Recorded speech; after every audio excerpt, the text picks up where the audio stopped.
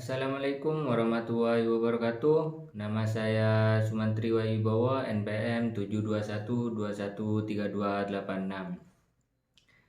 Pada video kali ini saya akan membahas hasil resume saya, yaitu mengenai mengidentifikasi peluang bisnis. Mengidentifikasi peluang bisnis dilakukan sebelum terjun menjalankan bisnis agar bisnis yang dijalankan sesuai dengan keinginan pasar. Peluang bisnis sendiri merupakan kondisi yang menyenangkan dan sangat menarik sehingga munculnya keinginan untuk membuat produk, jasa, atau usaha baru. Identifikasi peluang usaha bertujuan supaya visi atau tujuan bisnis bisa tercapai dengan sukses pada masa depan. Tujuan bisnis tersebut bisa berupa mencari keuntungan, mencapai popularitas, mendukung kesuksesan organisasi, nirlaba, dan lain-lain. Ada beberapa cara mengidentifikasi peluang usaha. Yang pertama yaitu kenali masalah di sekitar. Peluang bisnis lahir dari permasalahan yang sedang dialami oleh masyarakat di sekitar. Kita bisa melakukan survei atau bertanya kepada masyarakat di lingkungan sekitar mengenai masalah yang sedang dihadapi. Masalah tersebut bisa pula berasal dari keresahan kita karena tidak ada bisnis yang menyediakan solusinya. Siapa sangka permasalahan masyarakat bisa menjadi ide bisnis yang brilian untuk dijalankan. Yang kedua yaitu cari tahu bidang keahlian. Pebisnis sukses selalu mengandalkan kemampuan atau passion dalam dirinya untuk membangun usaha. Mereka pun merasa lebih enjoy dan senang apabila menjalankan usaha sesuai passion dan minatnya. Yang ketiga yaitu buat analisis SWOT. Pemetaan analisis tersebut ini harus dilakukan secara objektif. Setelah mengetahui peluang bisnis melalui indikator di atas, kita bisa memaksimalkannya serta mencari solusi untuk mengantisipasi kekurangan dan ancamannya. Yang keempat yaitu manfaatkan sumber daya yang ada.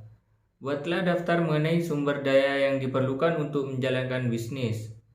Pertimbangkan juga biayanya agar tidak membengkak dan berakhir pada kerugian bisnis kita.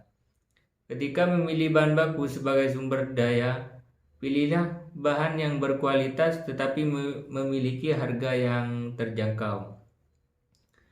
Yang kelima yaitu lakukan inovasi. Inovasi berupa perbaikan, pembaruan, dan pemecahan masalah yang sedang dihadapi dalam bisnis.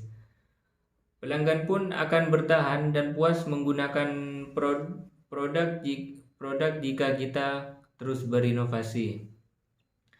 Yang keenam yaitu hitung anggaran bisnis. Anggaran berguna untuk mengantisipasi kerugian akibat biaya produksi lebih mahal dari harga penjualan. Selain itu, anggaran juga diperlukan supaya kita bisa menyiapkan dana yang cukup untuk bisnis kita. Yang ketiga yaitu minta kritik dan saran. Konsumen sebagai evaluasi. Lakukan juga evaluasi bisnis secara berkala tiap minggu atau bulannya.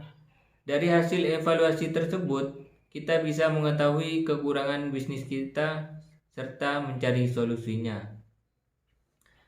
Selanjutnya yaitu sumber inspirasi peluang. Yang pertama yaitu perhatikan anggota badan kita, hobi atau kegemaran, pengetahuan dan teknologi, pengalaman lingkungan, perubahan musim, perubahan peraturan atau undang-undang, kondisi penduduk, jejaring permasalahan atau kebutuhan, dan informasi. Karakteristik peluang. Menarik dapat bertahan lama, tepat pada waktunya yang berisiko terukur.